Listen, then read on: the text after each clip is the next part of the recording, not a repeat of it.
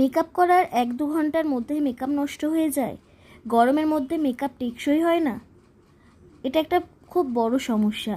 তো এই সমস্যা থেকে মুক্তি পেতে গেলে অবশ্যই এই ভিডিওটা প্রথম থেকে শেষ পর্যন্ত সবাই দেখুন এবং স্টেপ বাই স্টেপ কীভাবে মেকআপ করলে মেকআপ লাস্টিং হবে সেটা কিন্তু এই ভিডিওতে আপনারা দেখতে পাবেন।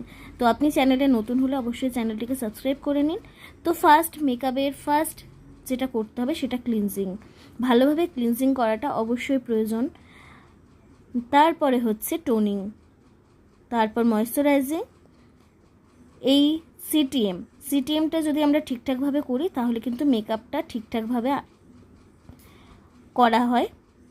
Next moisturising, next serum, next primer পর্যন্ত কিন্তু স্টেপগুলো পরপর ঠিকঠাকভাবে যদি আমরা অ্যাপ্লাই করি তাহলে কিন্তু ফেস একদম প্রিপেয়ার হয়ে যায় মেকআপের জন্য। এই মেকআপ করার স্টার্টিংয়ে যদি আমরা ফেসে এগুলো না করি তাহলে কিন্তু মেকআপ ঠিকঠাকভাবে ফেসের মধ্যে বসবে না এবং কিছুক্ষণের মধ্যে মেকআপ নষ্ট হয়ে যাবে। তো তারপরে হচ্ছে অবশ্যই কালার কারেক্টার। স্কিনের যে কালার টোন, সেই কালার টোন অনুযায়ী কিন্তু কালার কারেক্টার ইউজ করাটা দরকার। নেক্সট ফাউন্ডেশন, এটা কিন্তু ব্লেন্ডারের সাহায্যে ফেসের মধ্যে ভালোভাবে কিন্তু অ্যাপ্রোচ করাতে হবে, না হলে কিন্তু মেকআপ উঠে যাবে। তো ফাউন্ডেশন অ্যাপ্লিকেশনটা কিন্তু ভীষণভাবে ইম্পর্টেন্ট। নেক্সট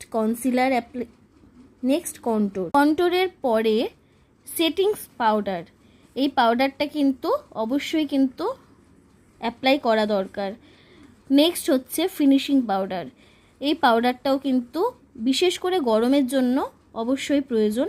নেক্সট ব্লাসার, সেটা ফেসে প্রয়োজন অনুযায়ী অ্যাপ্লাই করতে হবে। Next eyeshadow, eyebrow liner, mascara, next lip liner, lipstick এবং সব শেষে পুরো ফেসের মেকআপটাকে লক করার জন্য সেটিং স্প্রে।